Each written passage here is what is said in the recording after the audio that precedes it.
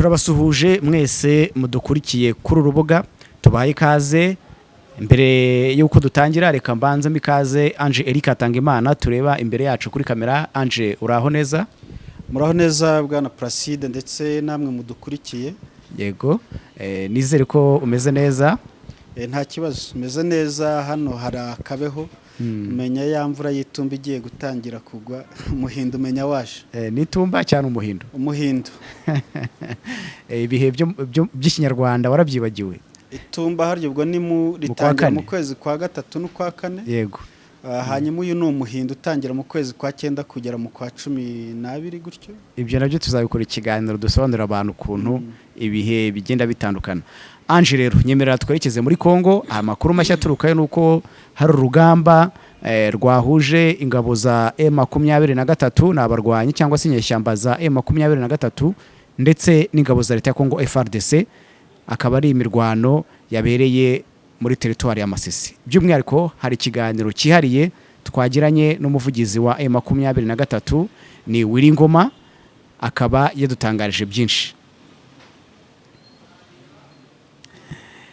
Reka by'umwihariko ngusabe tubanze twumve irijwi rya Willy Ngoma hanyuma turagaruka mu kanya.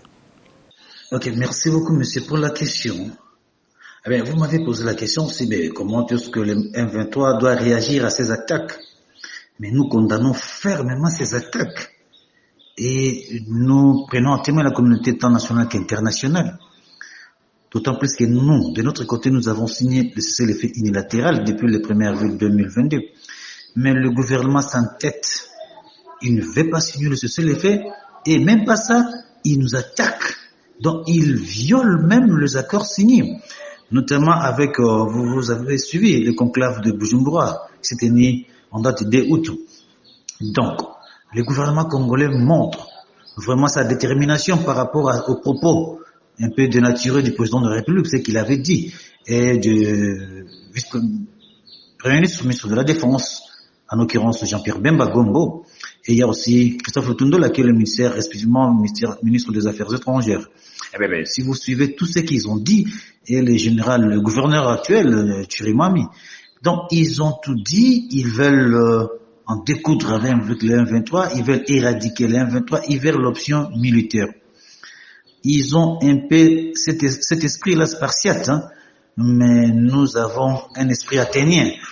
Donc, nous voulons qu'il y ait la paix et qu'il y ait le dialogue.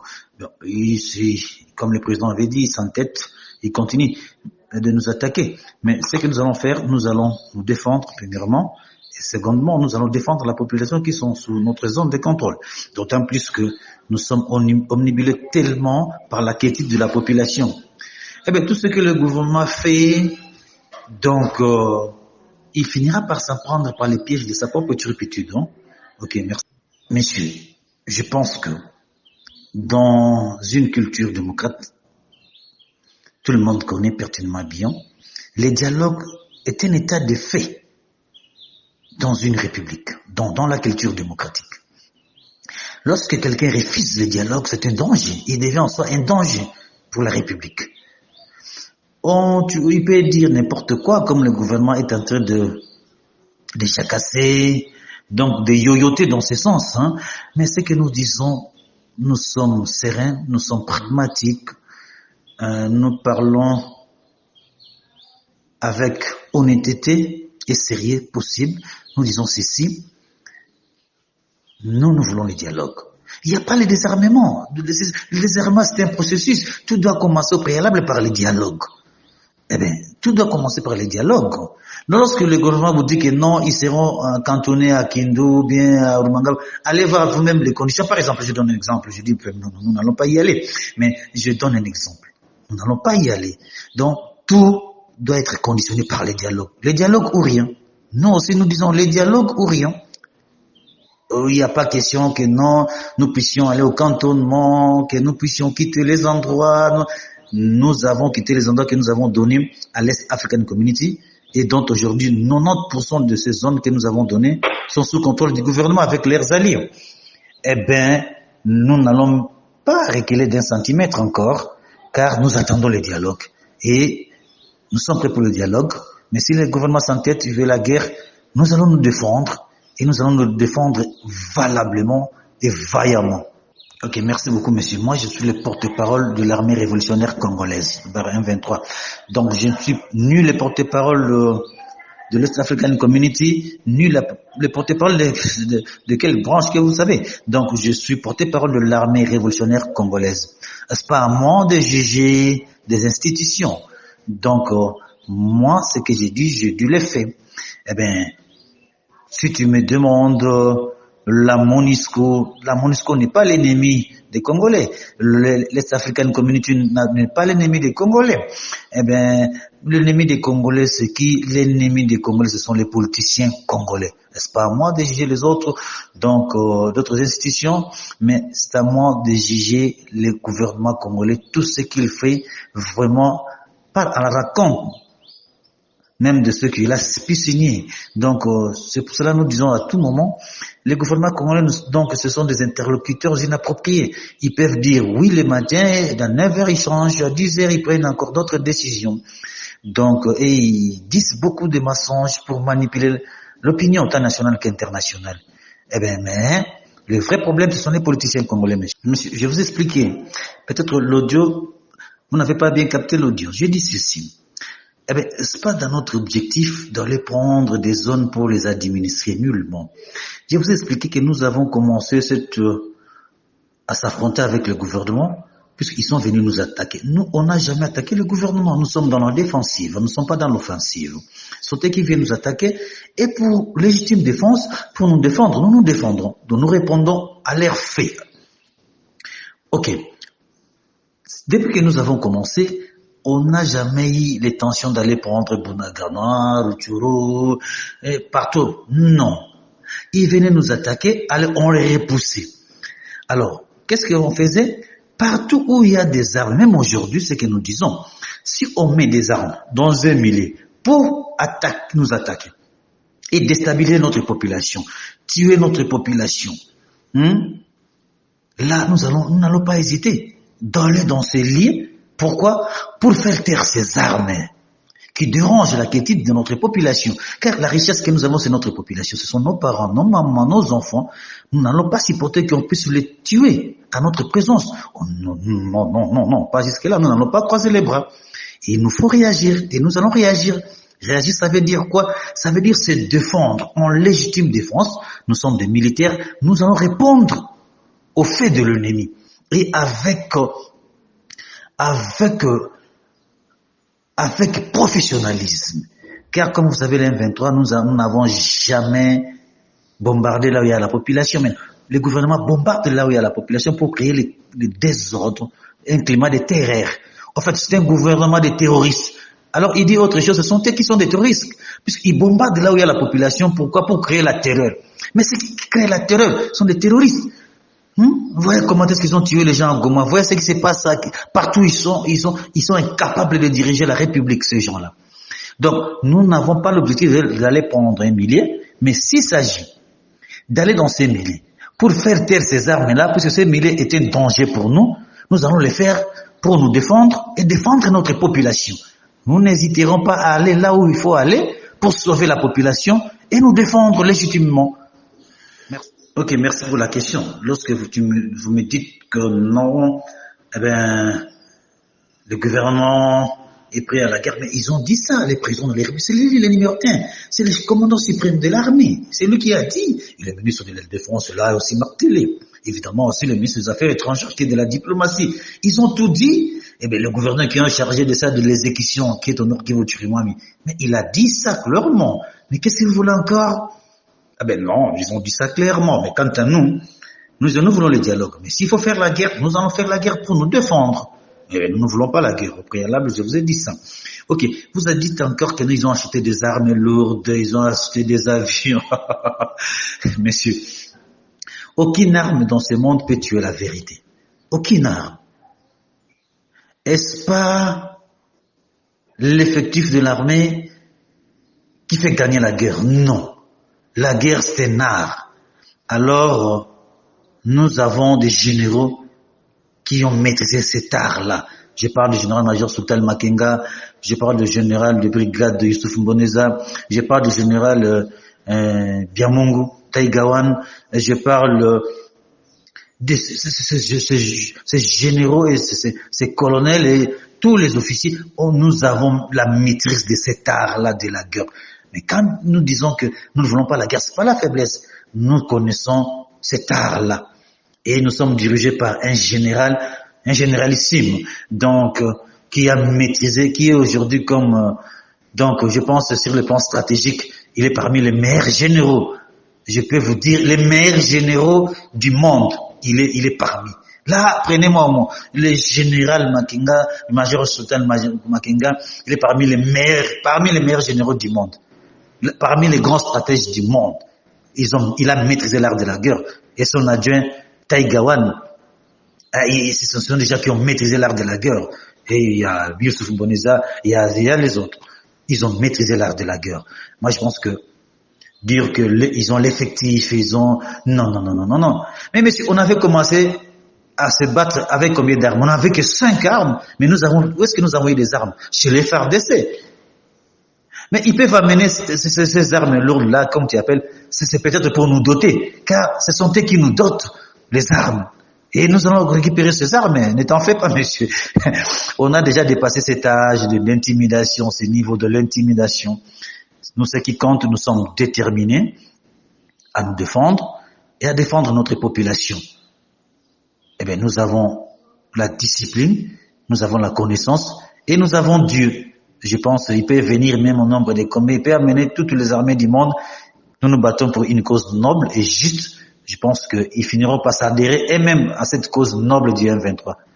nyuma yo kumvira ijwi ngira ngo hari byinshi ngiye ubwanjye ndiyumviye asubiza ibibazo wagiye umubaza wowe Ange Eric Atangimana, ariko by'umwihariko reka ngaruke ku kibazo cya mbere wamubajije uti ese ibitero mwagabweho n'ingabo za leta, kuko mu ijwi rye yumvikana avuga ko ari ingabo za leta FARDC zabagabye ibitero hanyuma bo bakidefanda cyangwa se bakitabara.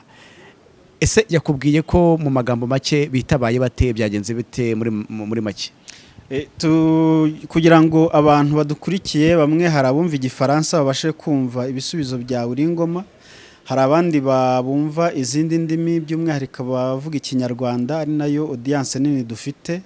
Nibyo nyine tugiye kugenda tugarukaho tunasesengura tureba ko nimba umuvugizi w'inyeshyamba atikinnye hatari ahantu hagiye akabya.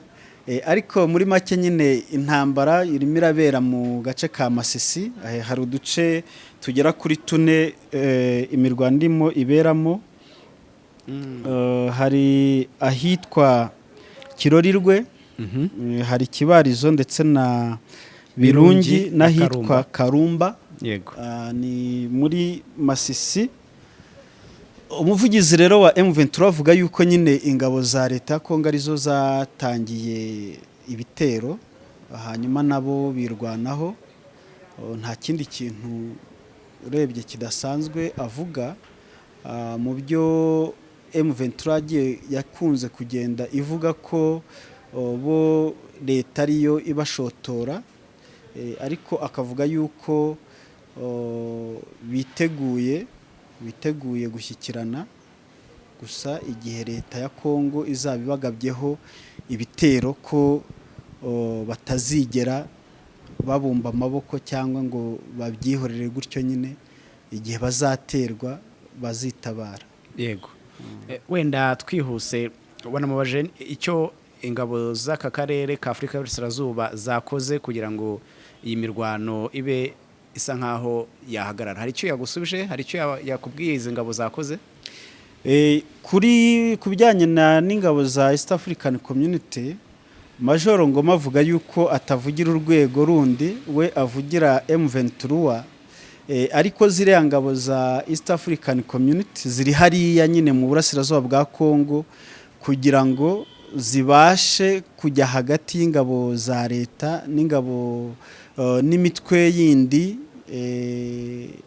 irwanya ubutegetsi bwa Kongo, kugira ngo nyine intambara ihagarare, intambara itaba, hakoreshwa inzira z'ibiganiro. ariko nyine kugeza ubu ni nayo mpamvu namubaje kiriya kibazo nuko ubona umwuka w'intambara uragenda wiyongera cyane cyane ku rwego rw'uko ari FRDC ndetse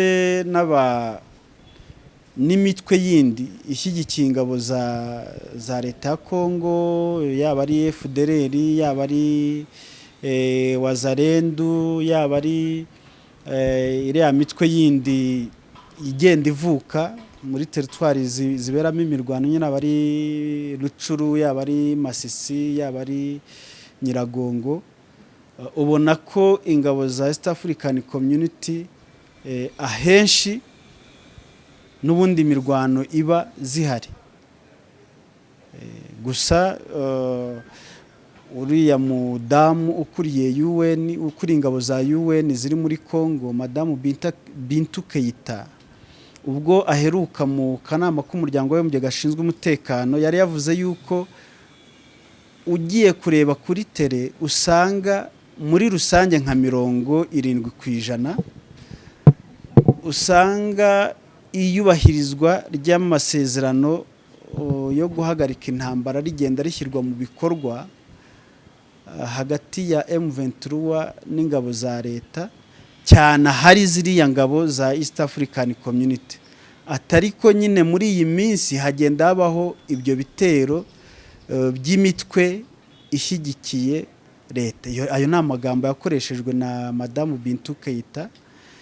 Rero namubajije kiriya kibazo kugira ngo mu by'ukuri asobanurira abadukurikiye icyo ziriya ngabo nyine zikora ubu ngubu kugira ngo zibuze iyo ntambara shyashya irimo itutumba hagati ya M23 n'ingabo za leta. Kuko ugiye kureba nk'ejo cyangwa ku itariki ya mbere y'ukwezi kwa 10 igisirikare cya leta ya Kongo cyasohoye itangazo kivuga yuko kidashyigikiye imirwano, gishinje M23 kurenga ku masezerano ifatanyije n'ingabo z'u Rwanda. Urazi ko akenshi Kongo irimo ivuga M23 ivuga M23 RDF ivuga M23 ifatanyije n'igisirikare cy'u Rwanda, ariko ni RDF ni RDF nyine, ariko babivuga mu gifaransa ngo ni RDF.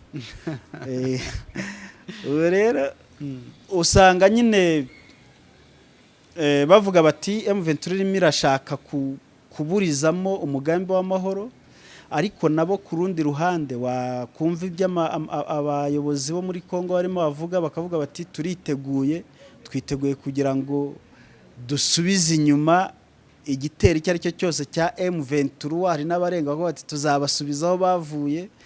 Iyo ni nayo ntero ya Perezida Tshisekedi. Avuga ko bavuye ari he mu Rwanda? Birumvikana nyine ni mu Rwanda. Hari abandi bavuga Uganda. Bure iyo bavuga intambara ya M23 abo bavuga bashyigikiye M23 n'u Rwanda na Uganda. Ariko ibihugu yaba ari u Rwanda ari Uganda bagiye babihakana, ahubwo nyine bakavuga ko Kongo ishaka guhunga ibibazo biyirimo. Ibyo ni ibindi, ariko nyine icyo brief nuko Ngoma nta kintu yigeze asubiza ku bijyanye na ziriya ngabo za East African Community kucyo zaba zikora, kuko yavuze ko atari umuvugizi wazo. Hari icyo gutangaje ku bijyanye na kantonema ndetse na gahunda bafite, niba bazajyayo cyane batazajyayo. Ese icyo kugeza ubu ngubu nayahe makuru ku bijyanye no kujya hariya muri kiriya kigo cya Rumangabo ndetse n'intwaro bakazirekura bakazishyira hasi? Reka ibyitwa kantonema nta M23 ntago ibikozwe. Icyo kibazo nakimubajije. Urumva kuri Kongo ivuga yuko icyazana amahoro ari uko M23 yajya muri kantonema, ni ukuvuga ishobora kujya ahantu hagenwe kugira ngo iharambike intwaro, hanyuma nimara kurambika intwaro hasi ikurikize ibyo gushyirwa mu buzima busanzwe. Ibyo rero umuvugizi wa M23 avuga yuko bitandukanye cyane n'ukuri, kubera yuko impamvu ya mbere ni uko yambwiye ati nawe ubaye ari wowe ukabanza ukajya kureba aho hantu harimo batubwira, yaba ari Kindu, yaba ari mu kigo cya Rumangabo, kugira ngo ubanze ugende umenye uko hameze, umenye situwasiyo yaho ihari, ube wajyamo. Ntago dushobora kuhajya, ni ahantu hadateguye, icyo ni kimwe. Ariko ikindi gikomeye ni uko gushyira intwaro hasi ni process, ni inzira ndende, bica mu nzira ndende. Rero ikintu cya mbere ni ibiganiro, noneho ahubwo ibyo biganiro bikazagena uko izindi gahunda zizakurikira zizaba. Urumva kuri urwo ruhande M23 ishyigikiye yuko habaho ibiganiro na guverinoma ya Kongo, hanyuma ibindi bikaza nyuma. Ariko kuri guverinoma ya Kongo yivuga yuko idashobora kuganira na M23 kubera yuko uko bagiye baganira ariko hagiye hazamo infiltré.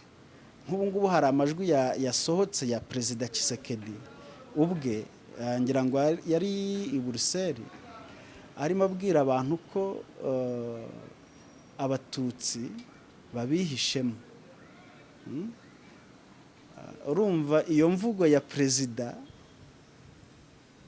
itandukanye na rya tangazo FARDC yasohoye ivuga yuko M23 ariyo idashaka amahoro, kuko Perezida Tshisekedi aravuga ati bari abantu bafitemo abantu batwishemo b'abatutsi, ati barabigerageje mu gihe cyashize bashaka gufata Goma, ati turabakubita, ati n'ubu ngubu hari abongeye bashaka kuza, ati nabo tuzabarwanya tubatsinde.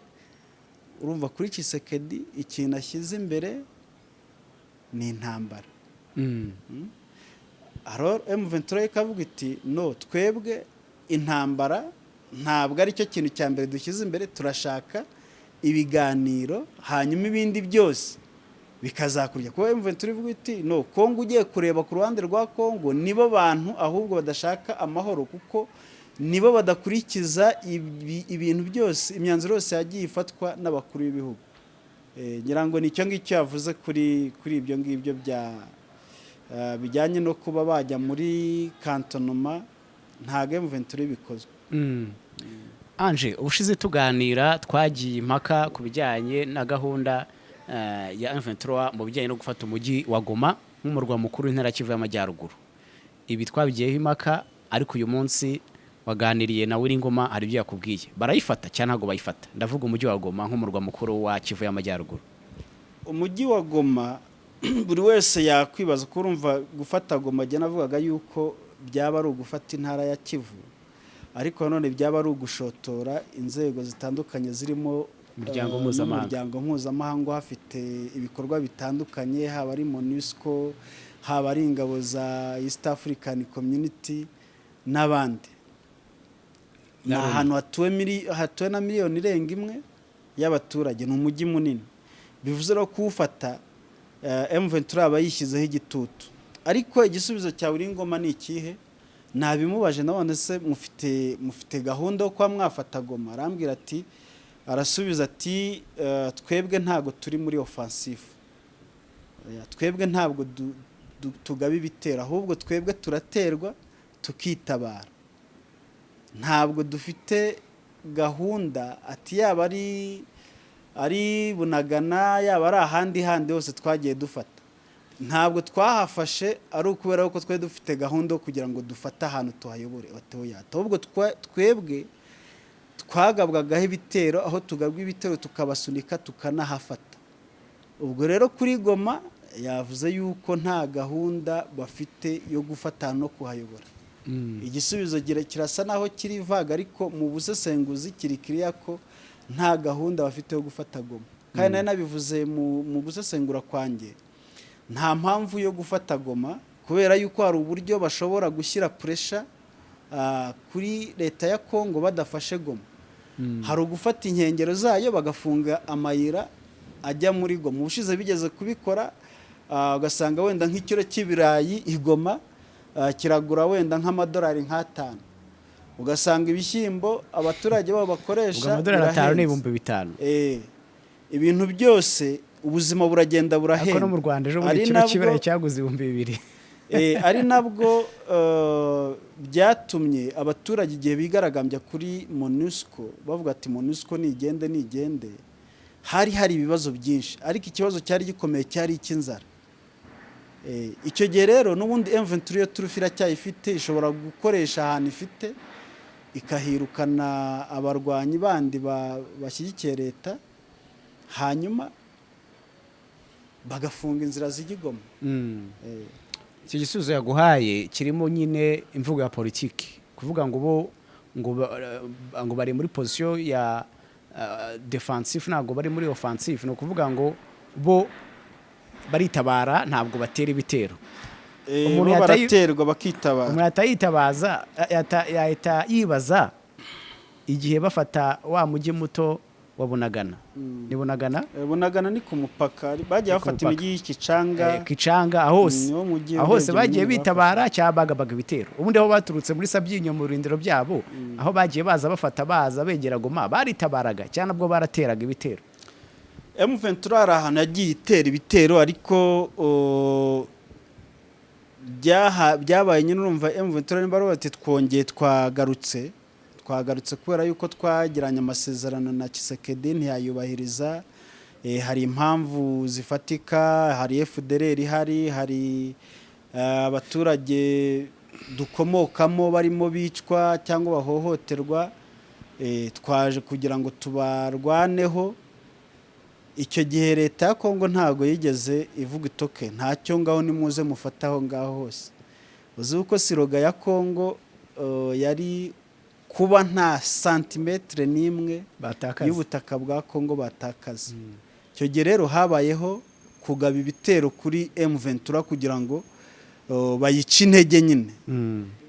Ariko M23 yabonye ko, uribuka ko Kongo yanakoresheje indege zitandukanye, harimo iyamenyekanye cyane ya Sukhoi 25, Sukhoi 25,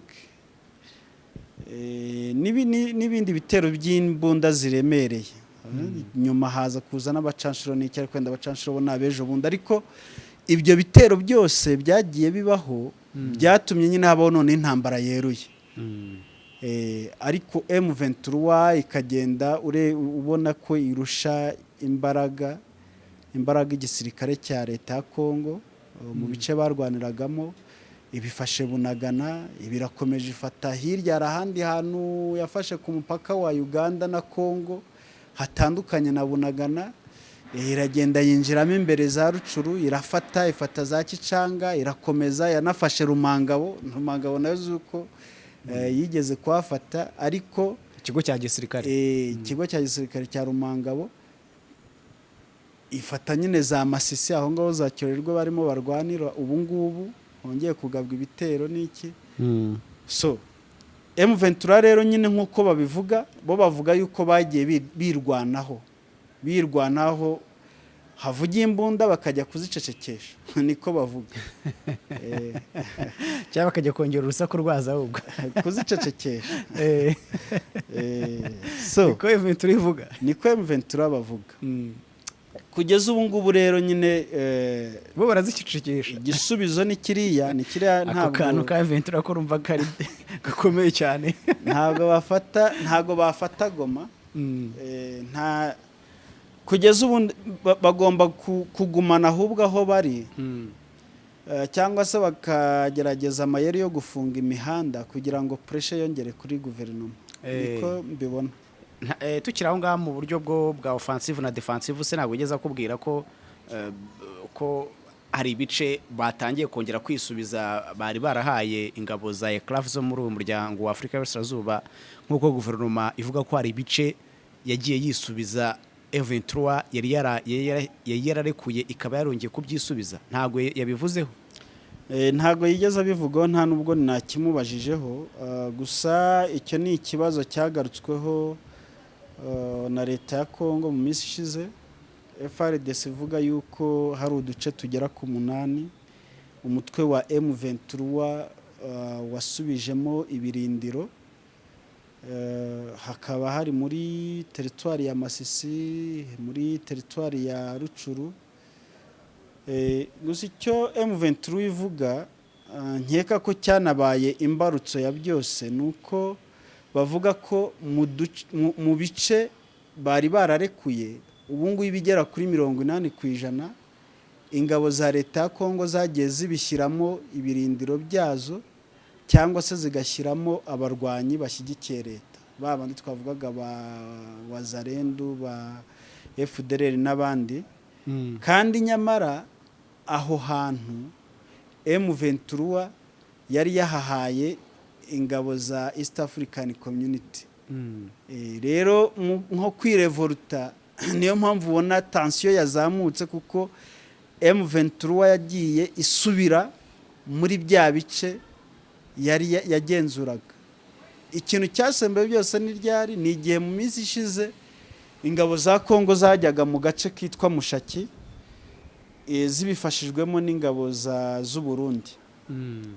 M23 rero ibona yuko nirangara n'ahandi yari ifite izashiduka Kongo nyine ihafite, kuko Kongo ivuga yuko nta butaka na butoya izasigira M23 n'abayishyigikiye, izabirukana kugera ku wa nyuma nyine.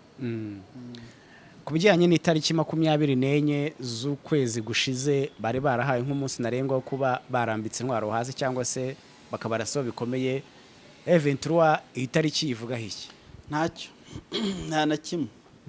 Nta icyo kibazo nta nubwo nakimubajije. Gusa ikiro cyo ntago bashyize intwaro hasi, ntabwo bigeze banubahiriza ibyo deadline ya leta ya Kongo. Ntabwo deadline ari tariki 24 z'ukwezi kwa 9, ngira ngo ni ku cyumweru gishize. Ntabwo byigeze bishyirwa mu bikorwa.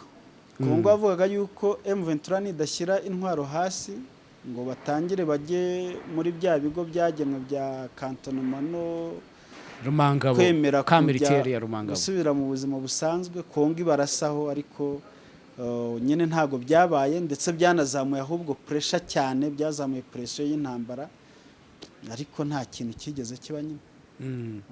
Hanyuma se batekereza iki kuba ingabo za leta ya Kongo FARDC ziteguye urugamba, zaraguze ibitwaro biremereye, ngaho amadrone y'intambara, ngaho izindi ntwaro nyine zigezweho bakuye mu Burusiya no mu Bushinwa, ibi M23 ntabwo biteye bwoba? Abadukurikiye mwumvise uko yabisobanuye, nimba hari abumvamo igifaransa, nuko avuga ati twebwe ntabwo, yasetse cyane, yabanje araseka aratembagara aravuga ati twebwe ntabwo dutewe ubwoba n'ubwinshi bw'abasirikare, ati intambara ntabwo itsindwa kubera ko abayirwana ari benshi. Cyambere nta ntwaro na nkeya zizatsinda ukuri M23 irwanira. Ati hanyuma ikindi, twebwe turi abantu dufite discipline, hanyuma tuzi ibijyanye n'intambara, dufite abasirikare bakomeye agiye avuga, harimo bayoboye General Sultani Makenga. Numvise avuga ngo numwe mu bagenerali kuri iyi si bazi kuyobora urugamba. Ati ni umurwanyi ukomeye ku isi, ati abantu baramuzi. Hanyuma hari uwitwa Byamungu, Brigadier General Byamungu, bahimba Tayigawani ngira ngo, ati nawe ni umurwanyi ukomeye, atari ba colonel, atabo bantu bose. Ati ntabwo Kongo izabarenga, atubwo Kongo yaguze intwaro, ati buriya twabonye ahantu tuzakura intwaro. Ati Kongo niduha intwaro, buriya twatangiye dufite imbunda nke, ariko ati dufite imbunda nyinshi kubera ko twagiye tubambura izo bari bafite. Ati rero ati ntugire impungenge, niko yabwiye, ati ntugire impungenge, ati ntagire n'undi ugira impungenge, ati buriya twebwe ntabwo ibikoresho Kongo yaguze byadutera ubwoba, ati ko ntabwo turi abana bo gukanga, ati turi abasirikare, ati ntabwo tuzigera tumanika amaboko. Yakubwiye ko biriya bikoresho babyiha babibambura. Biriya bikoresho bafite turaje tubibambure, turaje tugenda tubifata. Ubwo se ntabwo ari ukwikina? Bo urumva yamvugo y'uwo ngo no kwikina abiheraho ahereye aho bagiye barwanira bagafata umupaka wa Bunagana, urazi uko bahamaranye ngira ngo umwaka unarenga n'amezi. Iyo za Masisi aho bari mu misozi, hari imisozi bagiye barimo Kongo yananiwe kubirukanamo. Urumva bafashe Rumangabo. Rumangabo ni ikigo kinini cya gisirikare, ntihabuze ibikoresho bikomeye bakuyemo. Yego. Ibyo byose rero ngira ngo abiheraho nyine avuga yuko n'ubundi ingabo za Kongo zizabaho ibikoresho. Ku ruhande rumwe agomba guha morale inyeshyamba abari muri M23 wenda n'ababashyigikiye, ariko ku rundi ruhande na Kongo ntabwo irasa amashaza. Niko najyaga numva abantu bavuga ngo natwe ngo ntabwo turasa amashaza, ariko nyine mwese muba murasa, hakabamo abiruka. Ahubwo hari inkuru bajyaga bavuga ngo mu gihe cya jenoside yakorewe Abatutsi muri 1994 ngo interahamwe baba barazabeshye ngo inkotanyi zirasa amashaza. Noneho zikajya ku rugamba zizi ko imbunda z'inkotanyi zirasa amashaza, kuko bakagira ngo ntago bava mu masasu. Ni izo nkuru niko zagiye zivugwa, ngira ngo nicyo wenda warukomojeho cyo kurasa amashaza. Rero M23 nyine ishobora umuvugizi ashobora kuvuga n'umuvugizi, kanshi nyine umuvugizi ahagarara kudefanda cyangwa kugaragaza ko image ndetse isura yaho avugira ikomeye. Ariko nanone ku rundi ruhande M23 irwana na leta ya Kongo yarabigaragaje yuko ari abarwanyi bakomeye. Wenda Ange, tugana ku musozo w'iki kiganiro tugiranye, ndagira nkubaze ku bijyanye n'iyi ntambara iri gututumba. Nibyo koko bakuzanyijeho ari Masisi, ariko hari intambara yagutse iri gututumba ku mpande zombi. Iyo wumva bavuga ko biteguye urugamba, urabona iby'uru rugamba biza kurangira bite? Urugamba ruraba cyangwa hari amasezerano y'amahoro nkuko nabonye hari inama itegerejwe ejo bundi izahuza inzego zitandukanye, izahuza abagaba bakuru b'ingabo zo muri aka karere East African Community. Yego. Iby'urugamba ruraba cyangwa baricara hasi bashyikirane? Inzira ya mbere ibihugu byagiye biyoboka binashyigikiye ni inzira y'amahoro, kandi natwe nk'abanyafurika intambara ntabwo izana ibisubizo, ahubwo intambara itera ibindi bibazo byinshi. Rero ndabona East African Community, ibihugu bitandukanye byo ku rwego mpuzamahanga bishyigikiye yuko habaho ubwumvikane, habaho ibiganiro, ku buryo iriya nama izaba byanga byakundi zareba defiance zihari cyangwa intege nkeya zagiye ziboneka kugira ngo umwuka w'intambara ubugeze kuri uru rwego. Inama iteganyijwe ku itariki enye z'uku kwezi, ngira ngo urumva ni kuwa kangahe, ni umusibo ejo. Rero ni ugutegereza imyanzuro izavamo, ariko ku rwanjye ruhande ndabona byari birimo bifata intera nini, aho Kongo ejo bundi ndetse kuvuga ko ari kajugujugu y'ingabo z'u Rwanda yaguye mu kigo cya gisirikare cya Rumangabo.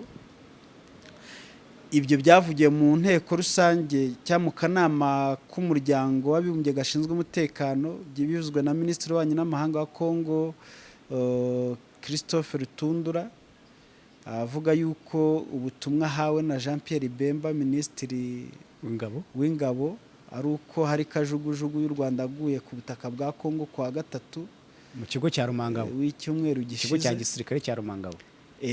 Icyo gihe umuntu yakoza kuki batayirashe, ibyo ni ibindi.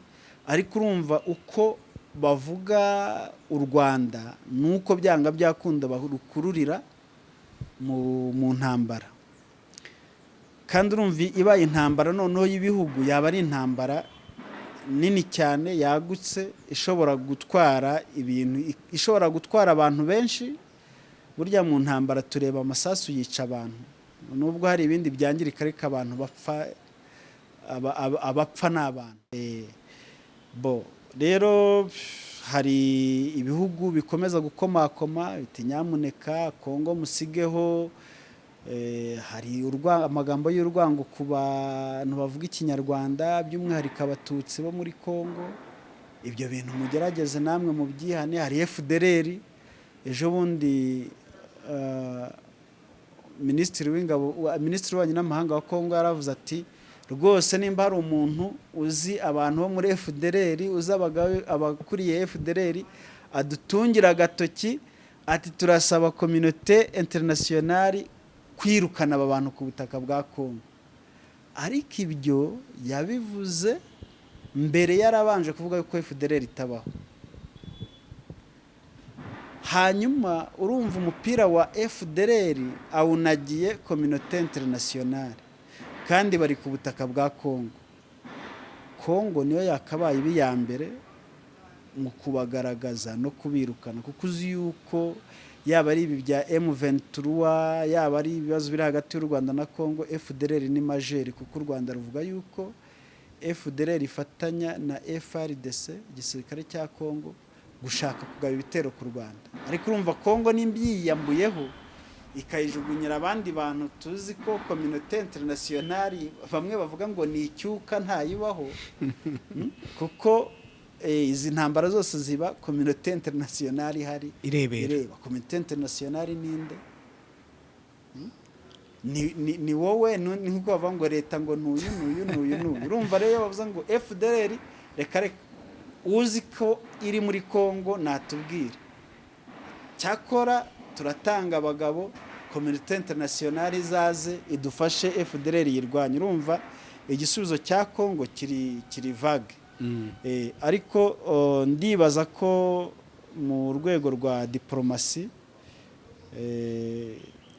ibihugu bikwiye kwicara bikareba hari ikibazo, kuko u Rwanda na Kongo buriya bifitanye amateka, bifitanye ubufatanye bw'igihe kirekire. Abaturage baragenderanira, barahahirana, bamwe barashyingirana. Hakwiye kurebwa icyazana amahoro mu by'ukuri kuruta intambara, kuko intambara ntabwo mbona ko ari wo muti mu bibazo bya Kongo. Yego. Ange Eric Hatangimana, ndagushimiye cyane ku mwanya wawe. Urakoze cyane Placide. Turarikira abantu badukurikiye kujya munsi bagatanga ibitekerezo, kubera yuko ibitekerezo bidufasha kumenya namwe ibyo mutekereza. Ese wowe ibyo Major Ngoma yavuze urabivugaho iki? Urumva afite ukuri? Urumva hari ibyo wamukeburaho? Urumva wamunenga? Urumva wamwuzuza? Urumva hari ibyo wasaba leta ya Kongo kugira ngo amahoro mu karere aboneke? Hanyuma nyine mugakora like, mugakora share kugira ngo dukomeze kubana namwe mu biganiro byacu bizagenda biza. Yego, ndagushimiye ndetse n'abadukurikiye mwese ndabashimiye. Mukomeze mugire ibihe byiza. Bye bye.